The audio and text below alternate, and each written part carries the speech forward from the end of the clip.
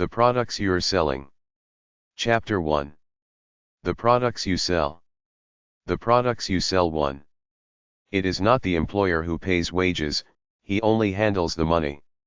It is the product that pays wages. Henry Ford. Your best bet is to have a product of your own, something you can produce at virtually no cost and sell at a top price. Most products fail in the marketplace because they are not really necessary or don't make the consumer's life any easier. We don't really need a new brand of cereal or running shoes, but we need software to help get free music or porn over the internet. Don't make the same mistake most companies have already made. They think that just because they create a new version of an already common product like shampoo, peanut butter, or cleaner, that the people will be dazzled or at least interested in it and buy it. They won't. They don't particularly care about new brands of common products unless they're stupid and naive. If you're buying something, advertising that product and reselling it, in order to realize a profit, you have to mark it up at least 3 times, and when you increase the price of something, you start losing potential buyers. Your product has to have mass appeal, and it has to be something not readily available to your prospective customers except through you. This product should be such that you can carry an inventory without worry of spoilage, aging or other damage. It should be something you can transport easily, deliver to your customer for next to nothing in relation to your selling price. If you find that product, you're gonna be rich. The most important consideration in choosing a product or line of products is your belief that this product represents a service or need to your potential customer. The product or products must also have related products that can be sold to your customer at a later time. Each product you sell should be marketed with the aim of selling additional products. This is why, in general, selling just one product is so very difficult, and selling a line of products via a catalog, for example, is so effective. The more items you can sell each customer and the more repeat sales you can generate, the more money you will make. If possible, choose a product or products that people need on an ongoing basis. For example, Gillette makes razor blades which virtually every man needs every day. Be sure the product is of acceptable quality. Know the product before you sell it. If feasible, choose an item that is not widely available from retailers. Develop a line of merchandise. The availability of a line of related products is paramount to success. The more specialized your products are, the easier your marketing becomes. If you are selling books, it would be impossible, except for a very large company, to sell all types of books. You may decide to specialize in books pertaining to sports and may want to go even further by zeroing in on football or baseball. Try to ask yourself a few questions about what you intend to sell. Is it exclusive, or can your prospective customers get the same thing more easily at their neighborhood store? Is it really appealing? Can you point out something, or many things, about it that make it something the customers just gotta have? And does it have a sufficient markup? Practice writing a short, specific statement describing your product or service. Getting a clear idea of a business concept is one of the most difficult tasks in creating a business. Your statement may change several times as you experiment with the market and test your skills. Instead of saying handmade toys, you may want to narrow your product line to handmade wooden dolls. Instead of software programs for small business needs, you may decide to tap into a big market and provide training for employees of small businesses in the use of accounting packages. See how it feels to describe your product or service to family, friends, potential customers, and fellow business people. Is your description clear and brief? Can you say it with confidence and enthusiasm? To develop and test your business idea, answer the question, who will buy my product or service? Make a list of potential customers, individuals, groups, segments of the population or other businesses that need your product or service. If you are making fabric-covered lapboards for people confined to bed, how will you quickly and inexpensively find a market? Through hospitals or home nursing care organizations. Through craft stores by displaying them as gift items. In mail order catalogs. Is there a market avenue that will reach children? Ask friends and colleagues for help in brainstorming all the possible markets, customers, and uses for your product or service. How can you find the one really special, really cute, and exciting item that you can promote the hell out of and sell tens of thousands of? The products you sell too. Fortunes can be made overnight if you know how to pick them. It's a knack, a feel, and it's usually inborn and not a product of training. You may have it and not know it. If you are one of those people who can sense the needs or desires of a large group, then before long you may locate an item that can bring you real money. How you can find your own special hot item before the public has even seen it anywhere is by attending trade shows given every year and sometimes twice a year in major cities. New York, Chicago, and San Francisco are the biggest centers, but local ones appear also in Miami, Houston, New Orleans, and many other cities. You can find out about these shows by calling your local convention bureau or exhibition hall and inquiring about their schedule for the year. Very big hotels with exhibition facilities sometimes host them too, or you can write to major exhibition managers and get their schedule for the next 12 months or more. Don't forget the Invention Convention or the US government's Patents magazine, which describes new patents. Check out websites of Asian manufacturers and distributors. To get the licensing rights to one hot product from Asia could be enough to earn you a fortune that will last a lifetime. Don't ever overlook your real or imagined competition. When people neglect to analyze the product and answer the basic research questions, they're almost certainly doomed to failure. Your business planning must also include an up-to-date analysis of your competition, because you need to plan your market position. Will your product or service be cheaper or more expensive than that of the major competitions? Will it be more durable? Will you be open during hours that your competitors are closed? What benefits can you build into your product or service that your competitors don't offer? Will you do rush jobs? In planning your business, look for a unique niche that will give you freedom from strong competition, or that will make your product or service more valuable than others in the market. If you plan to open a daycare center and find that none in your area is open before school, early opening might make your service more competitive. If you discover that local caterers have overlooked the office party market, you might highlight that in your brochure. The more you can learn about your competition, the better you will be able to decide how to position yourself in the market. Newspaper ads and trade magazines are other good sources of market information. Check also with the Chamber of Commerce, your county office of economic development, the Census Bureau, and business and professional organizations to gather market and pricing data. There are trade magazines for virtually every kind of business, private venture, and every private interest group or hobby in existence. Check a periodical directory at your library for the name of these magazines, get copies of them, and find out what's being offered to people in the industry. Trade magazines are where new products are first introduced, and you can often get exclusive rights to a marvelous idea just because you were brave enough to ask. More failures can be traced to the lack of the right product than any other source. Sure, it's important to promote it right, write appealing copy, be efficient in shipping, follow up the sale, etc., etc., but if you haven't got what the people want, nothing else will help. One of the most important considerations is availability. If you have exclusive rights to a product, you can virtually write your own ticket. Mind you, it must be an item in fairly great demand or something for which you can create a demand. You must be able to produce or supply yourself with the item at the very least at 1/3 of your selling price, and in most cases the higher your markup the better. The actual selling price must still represent good value to the customer. In order to get the price necessary to provide a good profit margin, you should not have to buy up a factory's entire production.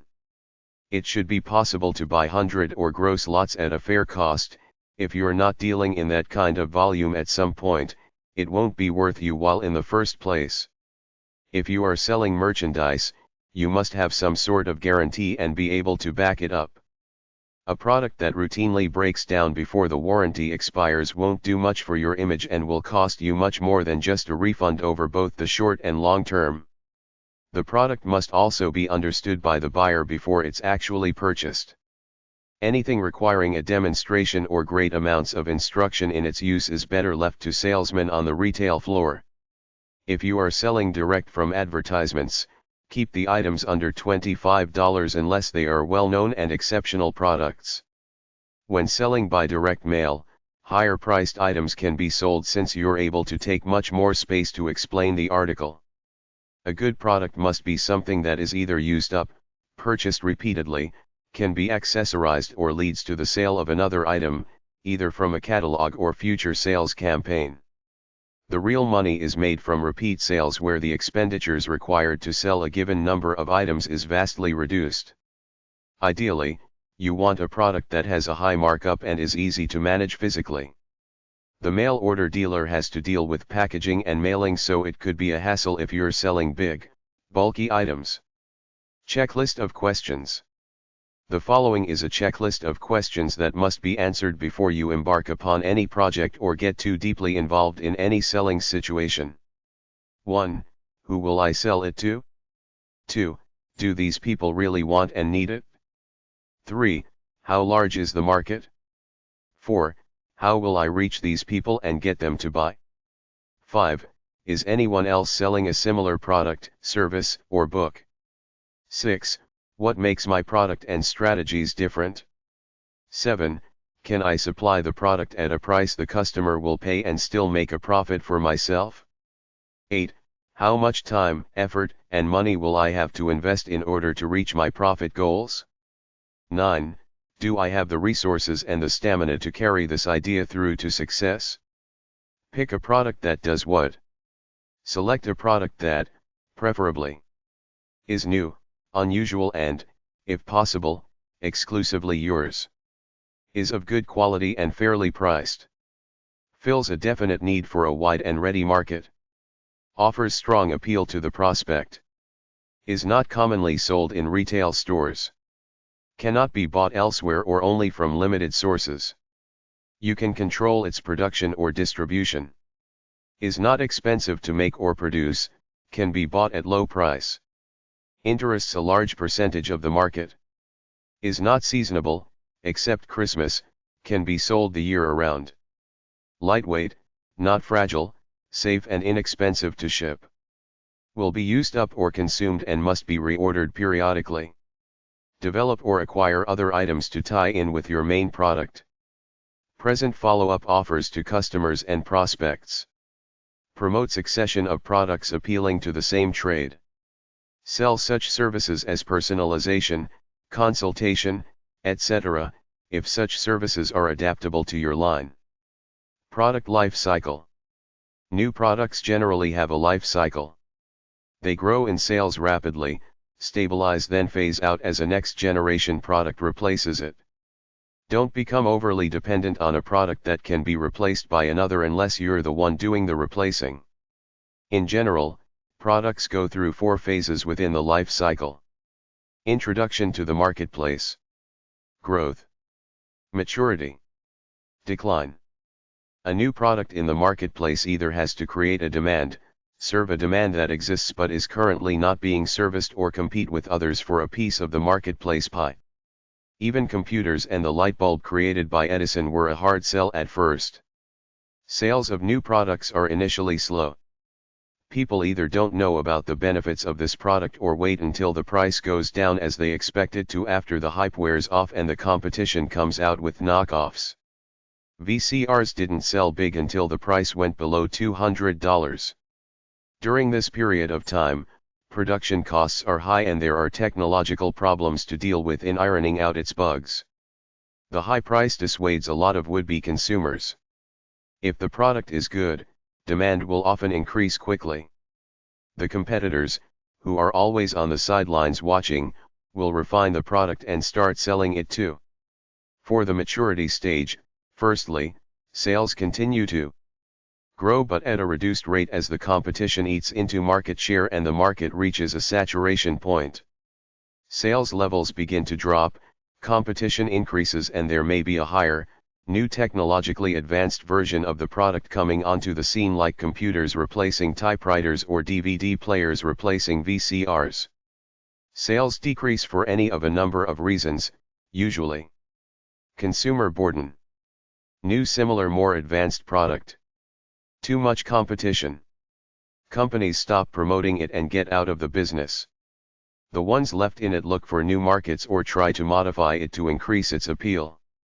By looking for new markets, I'm talking about new target populations or going global with it. As a hypothetical example, video games are aimed at young people, but an enterprising video game producer could try to revamp them into hand-eye coordination exercises and market them to older folks as a health device. en.wikipedia.org/wiki/technology_lifecycle. What to sell? The best way to find a unique product or service that will make you money is to first decide what you have an interest in. Look through catalogs and product directories for ideas.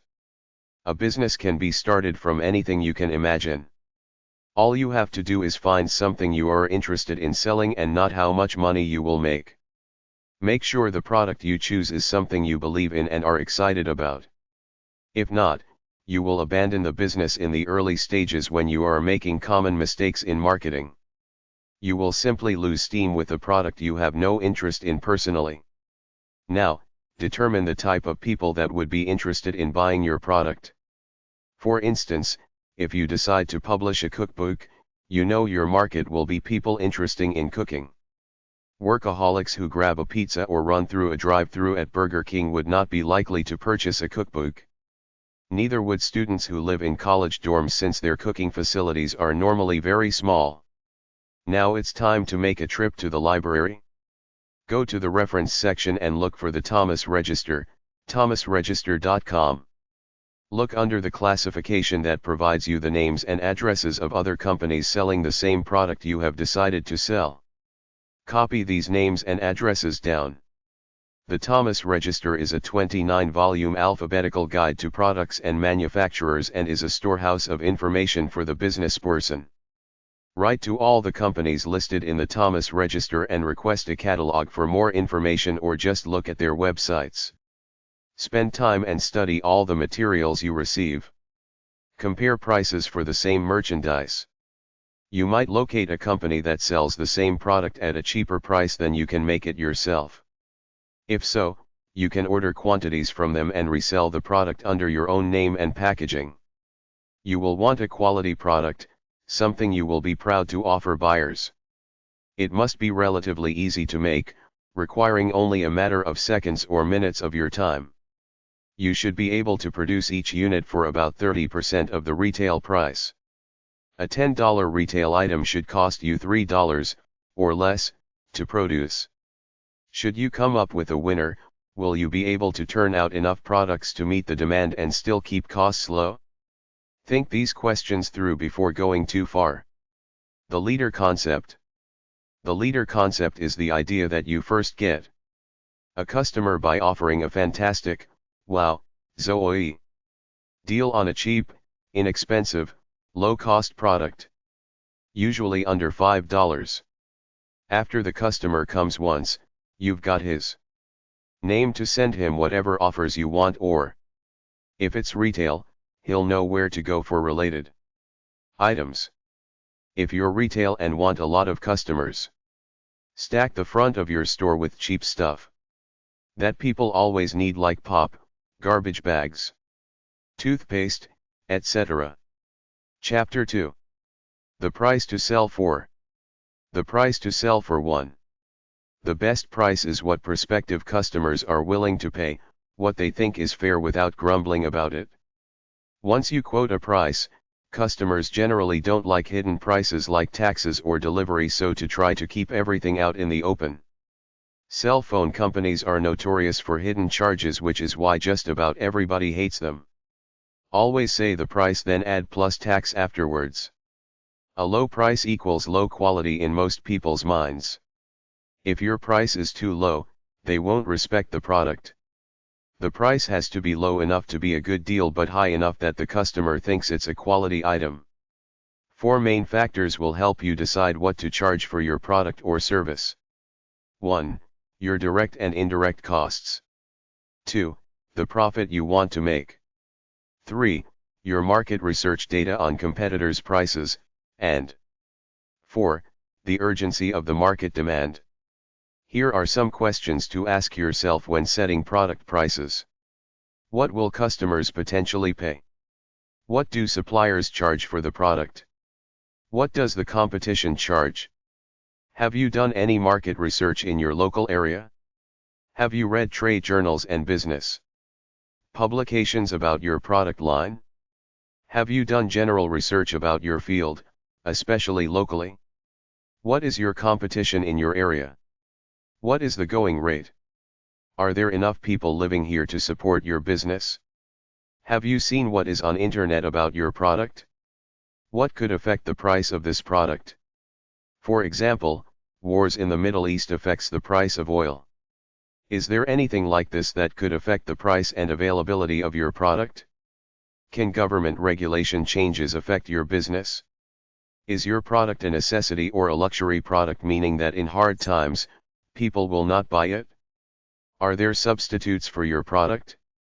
If you sold butter at the time margarine came out, chances are you knew you would lose business. Can a change in one product that you sell affect your entire business? At one time, the fish and chip business was big, but then the price of fish went way up and the fish and chip business crashed. There is rarely an exact right price, but rather an acceptable price range within which you will want to fall. Avoid the common mistakes made by many new business owners, charging too much or too little. Use several approaches to arrive at a cost and test the price. If your ego is too involved, your price may be too high. On the other hand, if you have the attitude that this is just a little something I do in my spare time or anybody could do this, then your price may be too low. Price elasticity is a concept that refers to the relationship between the price and how many units a product will sell at various price levels. At $5 a case, you can sell 100 cases of beer X. At $10 a case, you will only sell 50 cases. At $15 a case, you will only sell 25 cases. The bottom line is not overall profitability, it's a mixture of profitability plus getting as many customers as possible to use your product. Rich people will buy regardless of price, but most of us will stop when we think the price goes too high. Here is a formula for setting a fair price. Calculate your price using other approaches too before you make a final decision on price. 1. Direct material costs. Figure the total cost of the raw materials you have to use to make up your item. Figure the cost of a group of items and then divide by the number of items to find the cost per item. If you can easily and immediately determine the material cost of a single item, fine. Some items are produced in batches and it is easier to get an item cost by dividing the cost of a batch by the number of items eventually produced. 2. Direct labor costs. Figure what you pay to employees to produce the item, whether or not you have employees now. You must assign a wage figure, even if you are the only one producing the item. Take the weekly salary you pay someone to produce the necessary number of items and divide it by the number of items. Add this figure to the direct material costs total. Materials plus labor equals $__________________________________________________________________________________________________________________:_ $_____________________________________________________________________________________________________________ These expenses include rent, gas, and electricity, business telephone calls, packing and shipping supplies, delivery and freight charges, cleaning, insurance, office supplies, postage, payroll taxes, repairs and maintenance. The accuracy of your costing depends on estimating logical amounts for all categories of expenses. If you are working at home, figure a portion of your total rent or mortgage payment, in proportion to your workspace and storage areas, or assign a reasonable, competitive rent figure for the same amount and type of space. List all overhead expense items and total them. Divide the total overhead figure by the number of items per month, or time period you used above. The answer is your overhead per item. Overhead plus materials plus labor equals total cost/item. For profit. Include an amount added to the cost of each item so you won't end up just breaking even or making the employees' wages. Check your competition and see what they are charging. Retailers generally double the wholesale price. If your product is a little better than the competition, charge a little more. If your product is comparable, price it similarly. Remember, you will get the profit from each sale, in addition to the salary figure. Add the profit figure you have chosen to the total cost per item to get your total price per item. Profit plus total cost/item equals total price/item. Some other pricing methods are as follows. Cost pricing is to take the cost of the product and add on a percentage, usually 50% to 100%. Demand pricing is dependent on the perceived demand of the product or service. The greater the demand, the higher the price. The lower the demand, the lower the price. With this approach, you could easily make 1000% profit, as I've seen with the selling of firecrackers in an area where there was no other way to get them except for that one place. On the other hand, if the demand is low, you keep slashing the price until you hopefully sell. Competition pricing is a concept whereby you copy the competition, set prices similar to theirs but as an incentive, make them a little lower, offer better service, etc. Remember, the main purpose in operating a business is to make a profit. Don't undersell your product or service just because I'd be baking cakes anyway, or I'm just starting out, or I work out of my home.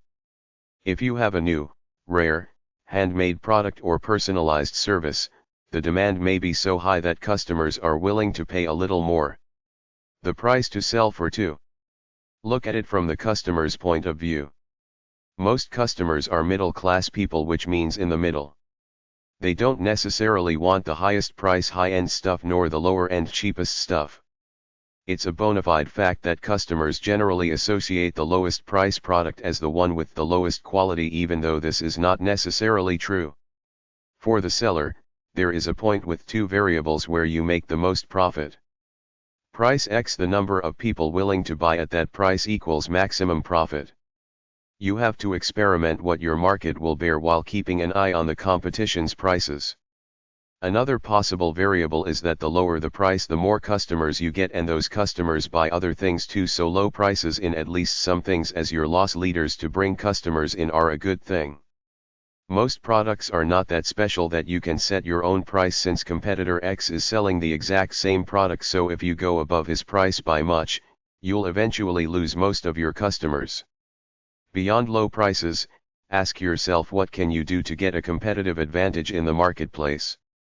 It could be such things as open later hours, free delivery, better service, discount coupons, free gift when you buy a product over $50, free coffee and donuts, fast service.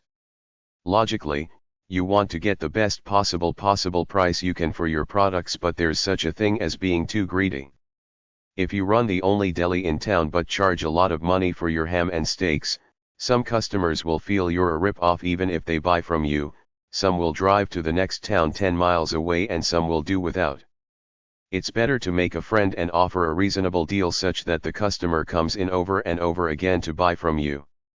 Identifying the actual cost of doing business requires careful and accurate analysis. No one is expected to calculate the cost of doing business with complete accuracy. However, failure to calculate all actual costs properly to ensure an adequate profit margin is a frequent and often overlooked cause of business failure. For a rough approximation of what price to charge, check out your competition, commerce websites to see what they're charging, and information from trade and professional organizations. The standard of living of your community and your business image figures into it too. If you do business in an upscale neighborhood, you can charge a little more than if you were on the poor side of the town. If your business image is upscale, people think you're extra special, so they expect higher prices. The market determines your ceiling price. Your bottom price is determined by all your costs of doing business. Your price can't fall below costs, otherwise you're not making a profit, which defeats the whole purpose of business. If you want to sell to stores, the price markup for them generally depends on the product, but for general consumer products as opposed to foodstuffs, vendors typically want to double the price they pay you and still keep the price within the range of the average market price for the item. Profit depends on how much over cost you sell for. There are several approaches to establishing a pricing policy, namely value pricing, competitive pricing, cost pricing. Value pricing is based on the assumption that you provide extra value with your products. They're unique, you can customize them and provide special services customers will recognize and pay extra for. If you have very little competition, value pricing is your best bet. Provide a good product with good service and charge a decent price, but don't go so high that alienate everybody. Your pricing policy needs to be continually reviewed in order to position yourself to earn the most profit you can. It's often a trade-off. The higher the price, the higher your profit per item, but the less customers you get. The lower the price, the less profit per item, but you get more customers. Find that middle ground price that maximizes profit and number of paying customers together. A competitive pricing approach is when you price your product in the same price range as the competition, but you offer good service or deals such as a loss leader to get them in the store, 1 or 2 items at an incredibly low price, or incentives to buy, like any purchase over $40 gets a 10% discount. Another option is buy 2 of any item, get the third free. Cost pricing takes your costs to make or buy the product, then adds a multiple of it by a constant like 50% or doubles the cost by 100% and makes this the price. With cost pricing, you have to develop a way to calculate cost per item to arrive at the unit cost per item. Devise a crude test of adding up the cost of all the materials you use to make product A, factor in the hours of labor at your preferred hourly wage and other costs like electric power, rent of the building, etc. Once you've got this number, try marking it up by 50% to see if it's reasonable. If you can't make a reasonable profit either due to a healthy markup or very high volume sales at a lower markup, you're in an unprofitable business. Look for something else with a higher profit potential. There are a lot of costs in running a business that you have to make up for, and then some, your profit, in order to earn a reasonable living. Some of these costs are as follows: materials and supplies for production, labor for production, incoming shipping fees, the cost of the goods and shipping if you're selling retail, costs, overhead, of running the business, excluding the cost of goods sold. Indirect business costs include both fixed and variable costs. Fixed costs are costs that remain the same regardless of the number of units produced or sold. These costs include rent, equipment payments, auto payments, interest, bank fees, accounting fees, insurance, legal costs, utility payments, telephone bill, water bill, laundry expenses, business licenses, membership dues for a trade organization, and subscriptions for trade magazines. Variable costs are costs that vary depending on goods produced or goods sold, such as office and shipping supplies, product delivery, the selling process, advertising or promotion, booth rentals at trade shows, consignment fees, merchant account fees, bad debts, shipping and handling, and other losses due to anything like waste, spoilage, theft, etc. To roughly determine a price, figure the cost of your materials, the amount of time needed to make the item, which is translated into the amount of money needed to pay for the time, the operation expenses necessary to run your business, indirect costs, fixed and variable. All your costs calculated on a per unit basis give you your break-even point. Prices are set by the market. If you can sell enough widgets at a reasonable price to earn a living, it means there's a demand out there at that price, so you're doing all right for now, but at some point something might happen to take the bottom of the market is flooded with widgets, or your costs go up, so you will raise your prices a bit to see how the public reacts. The selling price must be regularly re-evaluated as costs fluctuate. Retail markup means the amount added to the price of an item to arrive at the retail sales price, either in dollars or as a percentage of the cost. Learn from your competition. What prices do they charge and what kind of service do they give along with those prices? Try to offer better service at competitive prices. Selling strategy. Proper product pricing is only one facet of overall planning for profitability. A second major factor to be determined once costs, break-even point, and profitability goals have been analyzed, is the selling strategy. 3 sales planning approaches are used, often concurrently, by businesses to develop final pricing policies as they strive to compete successfully. In the first, employed as a short-term strategy in the earliest stages of a business, the owner/manager sells products at such low prices that the business only breaks even, no profit, while trying to attract future steady customers. As volume grows, the owner/manager gradually builds in the profit margin necessary to achieve the targeted return on investment. Loss leaders are a second strategy practiced in both developing and mature business. While a few items are sold at a loss, most goods are priced for healthy profits.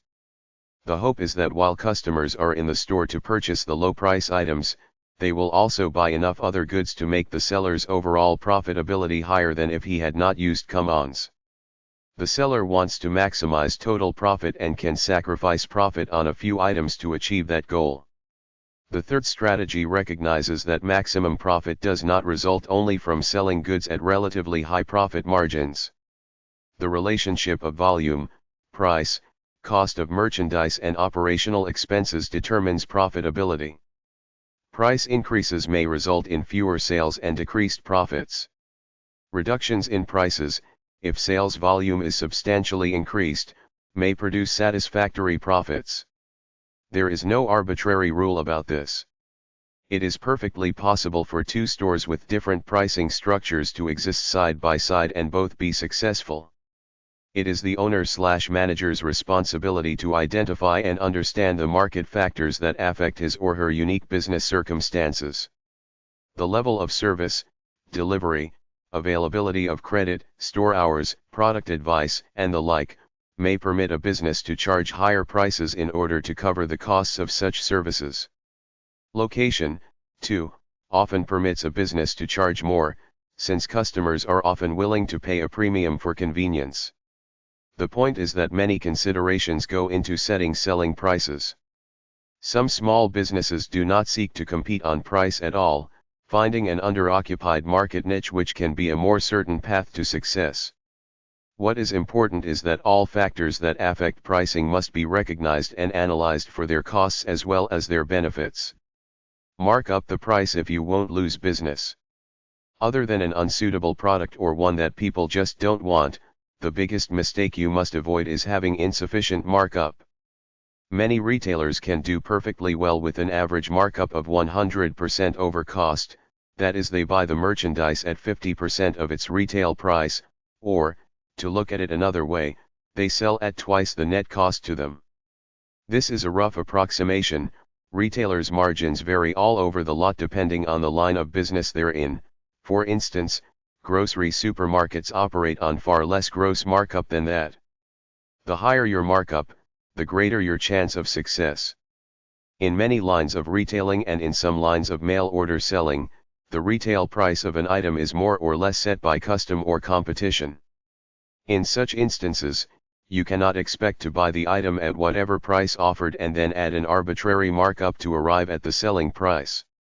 The markup is determined by the amount you have to pay for the item you wish to sell. In a great many of specialty items, there is really no set amount at which you must price your goods for sale. A price can be set either on what you think the item might bring as a good value to the customer, or the price may be set by adding a markup to the cost price which will cover estimated expenses and profits. Deceptive pricing practices. There are laws against deceptive pricing practice at all levels of government. At the state level, the Attorney General's office usually covers it. In cities, there is usually a Consumer Protection Office or the Consumer Division of the local district attorney's office. The Federal Trade Commission, FTC, has jurisdiction over deceptive pricing practices on a federal or wide level.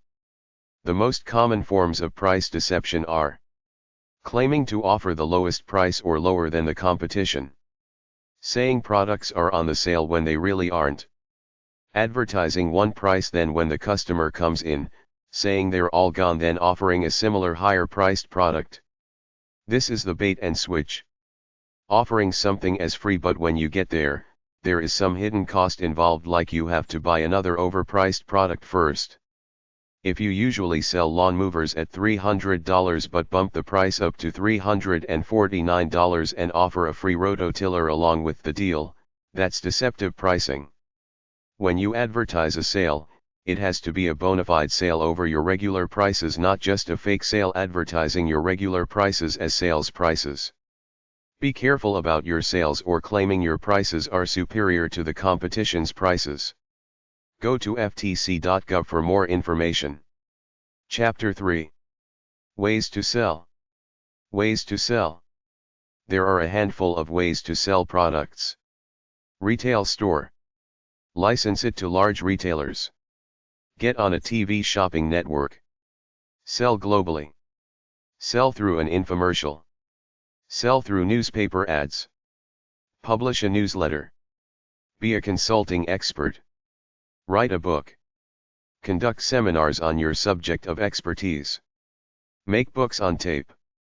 Make how-to videotapes. Make an educational CD-ROM. Get a radio or TV shows as a guest or do your own show. Package your material into a self-study course. Teach others to teach what you do, then they can offer workshops in their local area. Give advice over the phone. At flea markets, crafts show, outdoor markets.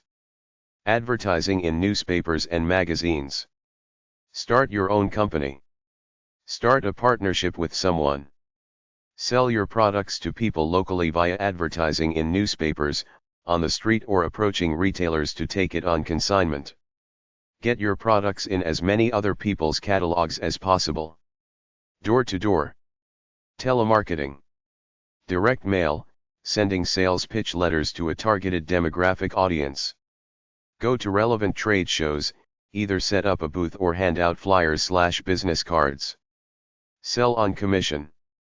Either approach manufacturers or retailers, offer to sell their product for a percentage commission. Partnership with a manufacturer.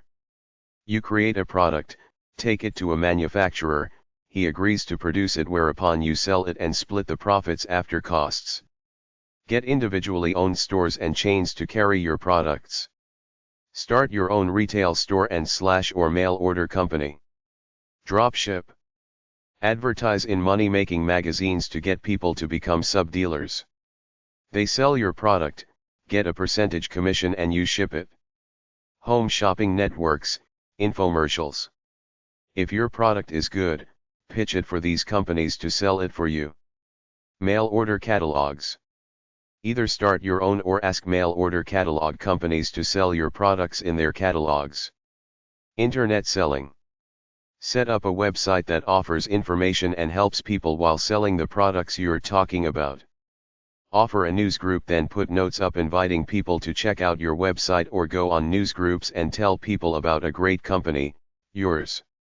Do some email solicitation at targeted markets, but don't spam, which is to send unsolicited emails to everybody and their mother, unless you're ready to take the backlash and get bombarded with endless junk emails to pay you back for spamming. Licensing. You create a product, patent it, then find a leader in the field who you license it to for a certain period of time in a certain area, like North America or world. They do everything from manufacturing it to marketing and selling, and send you a commission check based on all the units sold. Private label marketing. Some big companies want all the products they sell with their own brand name packaging on it, so, if you invent a bathroom product, go to Gillette and make a licensing or outright purchase deal. Part of that deal will be that they market your product under their Gillette trademark label. Joint distribution sales. Joint distribution is a concept where two or more companies get together to do a promotion of each other's products, like a department store and Disneyland getting together. If you buy X amount of dollars of merchandise, you're entitled to a 50% discount for a Disney Day Pass. It could be a restaurant or fast food chain who puts a Ben & Jerry's ice cream bar in their store, or a car dealer who gives you a 50% off coupon for a TV at Joe's TV if you buy a car from him. You come up with an idea tie-in for your product and approach other companies about it. aaco.org/about_joint_projects.asp, example of joint partnerships ASO has. Video sales letter info. DVDs are cheap to make. You can create your own video sales pitch on video and using Photoshop graphics, burn it onto a DVD disc, then make hundreds of copies for less than 50 cents each. Now you got your sales pitch on a video. Put it up on your websites, send it around by snail mail and hand them out at trade shows.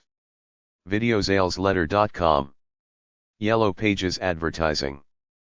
Beyond the yellow pages in your local phone book, there might be a state or regional phone book, a few national ones like AT&T's toll-free business directory, demographic ones like a women's yellow pages, seniors yellow pages, gay yellow pages, a black yellow pages, and also internet telephone directories.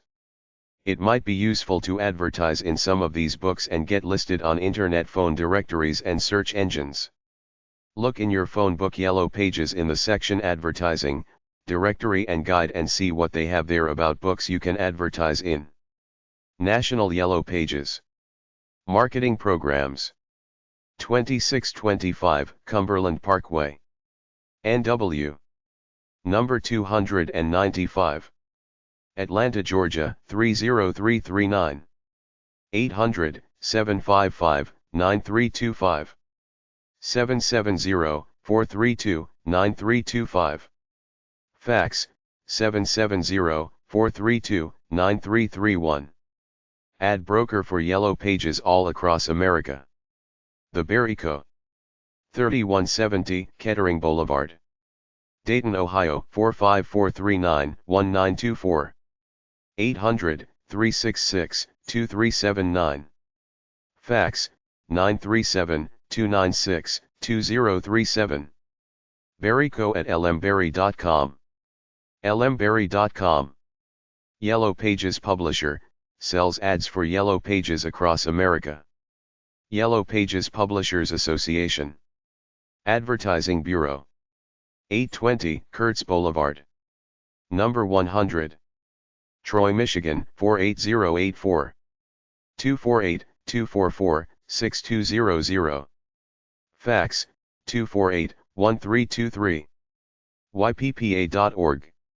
Information about how to advertise in phone books nationwide. Zip code marketing. Zip code marketing is a term that some mailing list sellers and other marketers use when determining what demographic category of people to tailor their marketing efforts at. The most common demographic classification scheme is the wealth of the individual, how much money he makes, what are the values of the homes in the neighborhood he or she lives in. Zip code marketers have painted a demographic profile for every single zip code in America on the main category, which is socioeconomic status. Your zip code represents the community where you live. The people who live in are roughly the same in terms of socioeconomic status. Depending on who you want to sell to, low class, middle class, upper class, ethnic and other factors, mailing list vendors will sell you mailing lists based on the zip codes that they have analyzed that meet these criteria. They have a database where they have assigned certain descriptors for every zip code, so if you're looking for wealthy Hispanics, they type those two descriptors in and get a list of zip codes that match these criteria plus the addresses of people who live there. Answers.com/topic/zip-code. AskMeHelpDesk.com/advice/T-31627.html, businesses by zip code.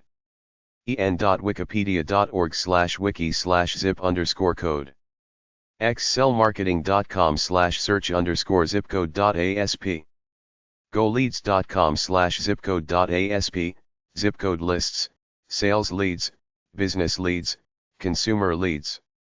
KnowledgeStorm.com/search/keyword, zip code marketing software. Neighboroo.com, neighborhood information for real estate and marketing. Wordspy.com/word/zipcodemarketing.asp. Zipcode.com.